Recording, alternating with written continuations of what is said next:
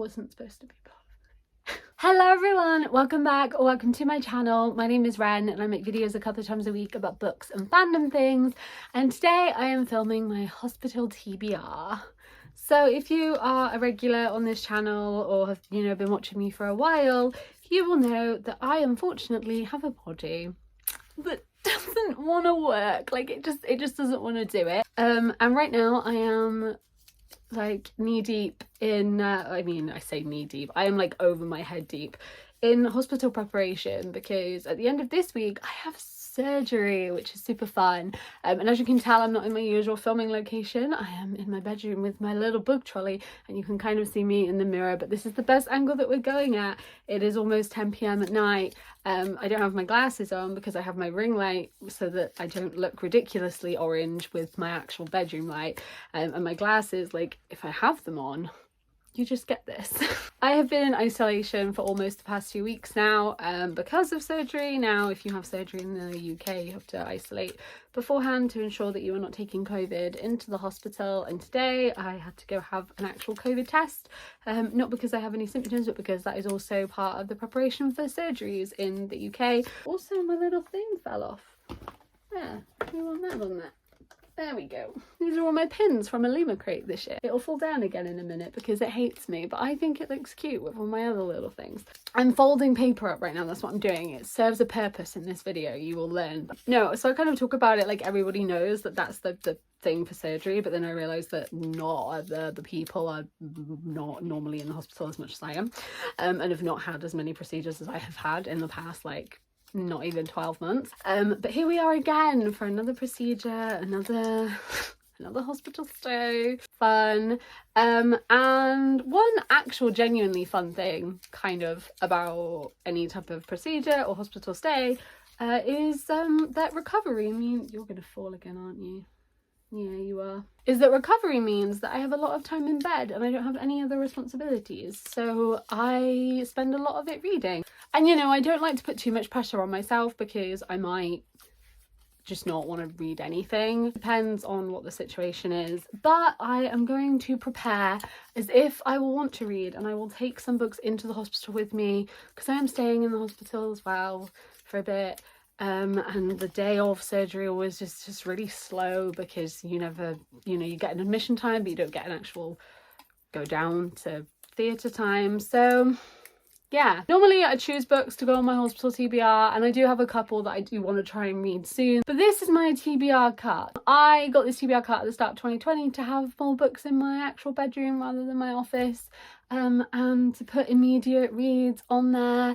That was back when I was young and naive and COVID was not really a thing. And then COVID hit and isolation hit. I was shielding, kind of forgot what books were, to be honest, and then have since just bought a ridiculous amount of books from bookstores when I've been allowed in them to make up for the time I wasn't. So this still has quite a lot of the books on it that I didn't read back when I said I was going to read them. Things have moved around though, I have read some of them. This is all of the books that are on this. I'm going to shake this up and then pick 5. This video will be called Hospital TBR. It won't just be hospital, it'll be recovery as well. But that won't make much sense without a preface of why there's a recovery. Whatever. It's called a hospital TBR because some of these books I was taking to the hospital with me. I had the lid for this. I've been cleaning my room. I had the lid for this just everywhere.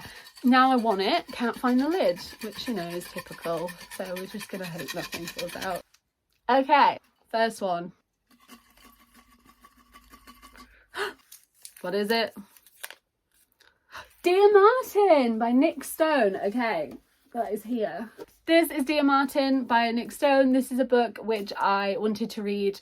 I think I did start it actually a couple of years ago, but never actually finished it, and I have been meaning to finish it. And this focuses on Justice, who's top of his class, set to go to an Ivy League school next year, but he is then actually arrested, even though he didn't do anything. And eventually he is released without any charges, but the incident kind of shakes him up a little bit. And in school he is learning about the teachings of Martin Luther King, and he starts a journal writing letters to Martin Luther King. I've heard nothing but good things about this book. Apparently it's absolutely phenomenal. Like I said, I did start it a couple of years ago, and what I read then I absolutely loved. Weirdly, I think I actually got this around the time of me having another surgery, like a few years ago.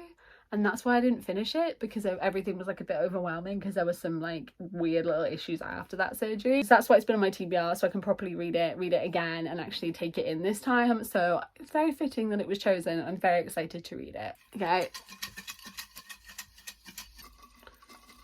Which one will it be? Oh, more felt. Okay, I'm gonna put them back in. Soul Kill Girls by Claire Legrand. This is at the back. Here it is, look at that. And the only thing I really know about Soul Kill Girls is that it's gay. I think it's sapphic. I am gonna have to put my glasses on to do this. It says, beware of the woods and the dark, dank deep. He'll follow you home and he won't let you sleep. That sounds terrifying. Who are the Soul Kill Girls? Marion, the new girl, awkward and plain, steady and dependable, weighed down by tragedy and hungry for love she saw she'll never find. Zoe, the pariah, luckless and lonely, hurting but hiding it, aching with grief and dreaming of vanished girls. Maybe she's broken, or maybe everyone else is. Vel, the queen bee, beautiful and privileged, ruthless and regal, words like silk and eyes like knives, a heart made of secrets and a mouth full of lies. Stories come together on the island of Soulkill Rock, where gleaming horses graze in rolling pastures and cold waves crash against black cliffs, where kids whisper the legend of an insidious monster at parties and around campfires, where girls have been disappearing for decades, stolen away by a ravenous evil no one has dared to fight until now. Shocking, nail-biting and gorgeously written by New York Times best-selling novelist Claire Legrand, the atmospheric and spine-tingling novel will keep you guessing until the very last page. Very excited. I've heard loads of good things about this. I don't think I've actually heard someone tell me this book is bad.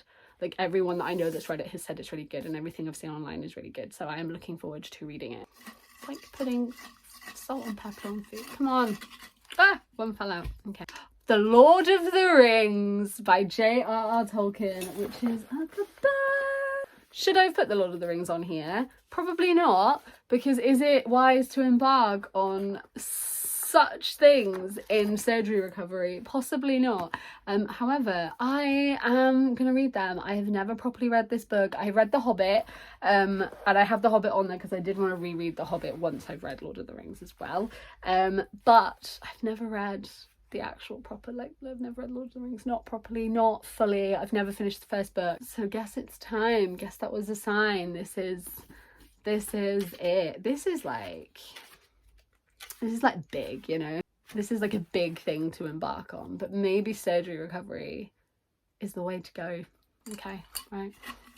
Oh my god, this one flew out. I caught it. The other ones are gonna go back in. This can actually go, like, will it fit? Yeah, little TBR, look at that. I still need to get one more out, but what is this one? The Unbroken by C.L. Clarke. This is in there, I think.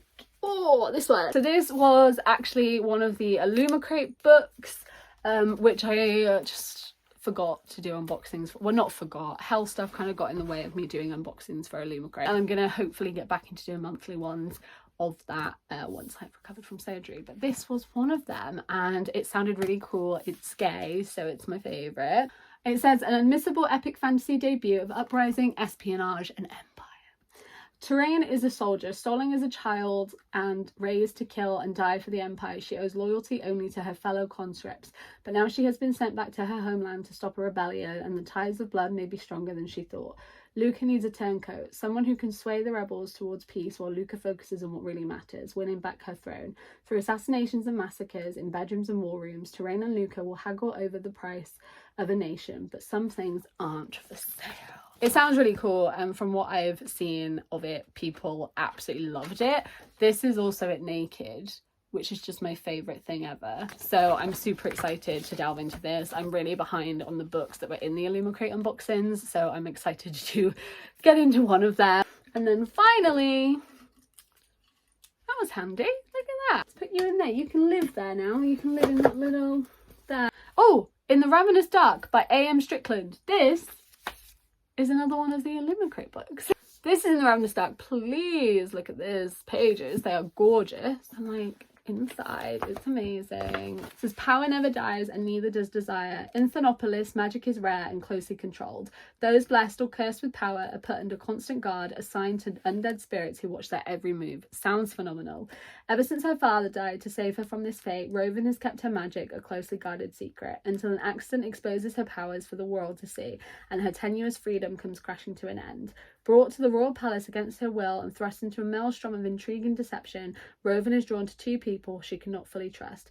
Lydia, a beguiling and rebellious princess struggling against her own destiny, and Ivrillius, the handsome, powerful spirit she has been bound to, who can control Rowan, body and soul. Together they uncover a terrible secret that could destroy everyone in Thernopolis, the living and the dead. To save them, Rowan will have to start a rebellion in both the mortal world and the underworld, and find a way to trust the princess and the undead spirit by vying for her heart if she doesn't betray them first. So yeah, this one I'm also very excited about. I have heard loads of good things about it. I've also heard loads of good things about A.M. Strickland as an author, so I'm really excited for this one, and also glad it's on my TBR. This is my little TBR can't hospital reads thing. I'm not going to take Lord of the Rings into the hospital with me. That is not going to happen. That'll be a last week of recovery novel, I think.